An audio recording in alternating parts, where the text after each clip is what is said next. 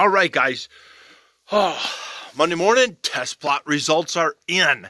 And it was kind of a fun year just because it was such a great year. So, like I explained before, I do test plots not to have a show plot. I don't do test plots and find good heavy manure ground and then I can go to the cafe and be like, another 200 bushel year. I do it on a test plot because I know, historically speaking, going over this hill, corn is going to fail.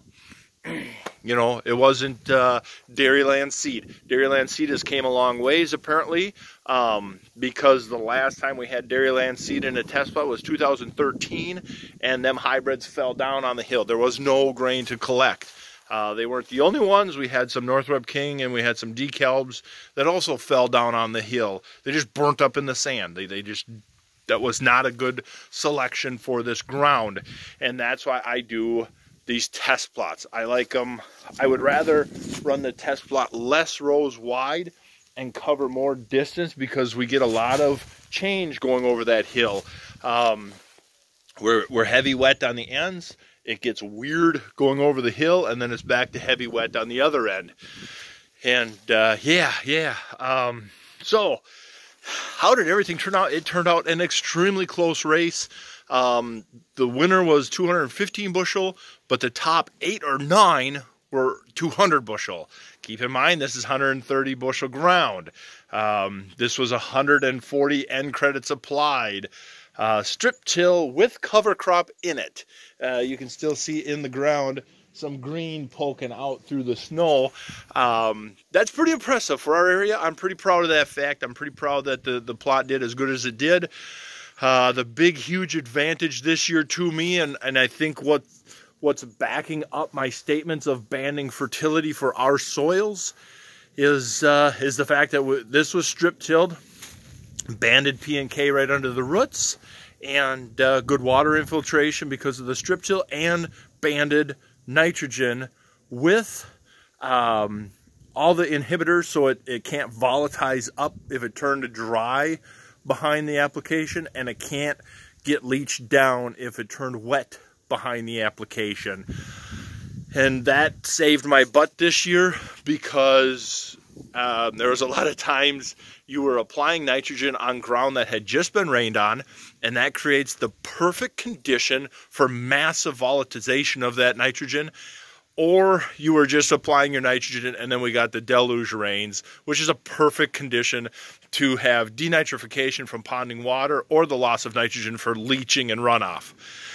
So the fertility plan worked out great. The hybrids themselves, you could not, some were a little bit taller than others, but walking the field before the test plot and most of the summer, you couldn't really tell. You really couldn't tell.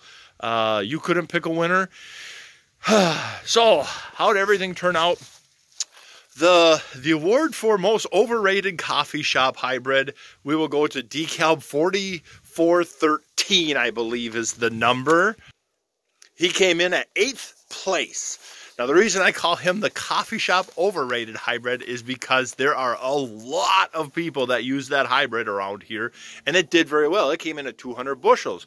And you would think on any other year in a test spot, you'd think, holy heck, that is fantastic. But that's 8th place. This is the This is the 5th year of having that hybrid in a test plot to come in right around the middle of the pack. But at the coffee shops, that thing is so overrated that every farmer that uses it's the best thing since sliced bread. Nothing has ever beaten it. There will never ever be a hybrid to do any better than that thing, and blah blah blah blah. So that one I call the most overrated hybrid. I'm sorry to the guys that love it. It's a good hybrid. It did good in all the other test plots. It carries itself well. It has just never won a test plot here in 5 years. Like I said, it's always in the middle of the pack. So I'm just having some fun with it. Just calm down, everybody. Just calm down. What the heck? Where did that yield come from? Comes from the Dairyland 8698 and the Pioneer 8700. The Dairyland is an 86-day, and the Pioneer is an 87-day. The Dairyland got 210 bushel to acre, and the Pioneer got 208 bushel to the acre. 86-day and 87-day hybrids. So that is the what the heck, because historically speaking, we grew 85, 86, and 87 days here. That was a standard hybrid. That was and that is still a huge market of the hybrids around here, is that short day. It was not many years ago that your 86 and 87 days were in a test plot would be, 10, 15, 20 bushel behind the big, 92 and 93 day corns. Now we've got an 86 and an 87 day that are competitive to the top. I mean, you're talking second and third, or third and fourth place right there. I mean, they're in the top 5, and that used to never be. So them two get the what the heck award. This year there is no award for the thanks for participating, or you get a participation trophy, because the lowest hybrid this year was 180 in the test plot. 180.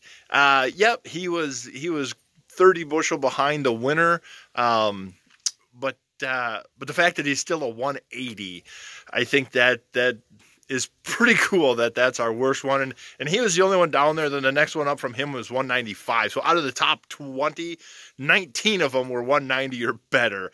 So there is no really participation trophy this winter, or this test plot, and the winner of this year's test plot at 215.9 bushels. That's right. You heard me right. 215.9 is the Peterson 76Y96. 76Y96. That one, I believe I would have to ask the seed salesman.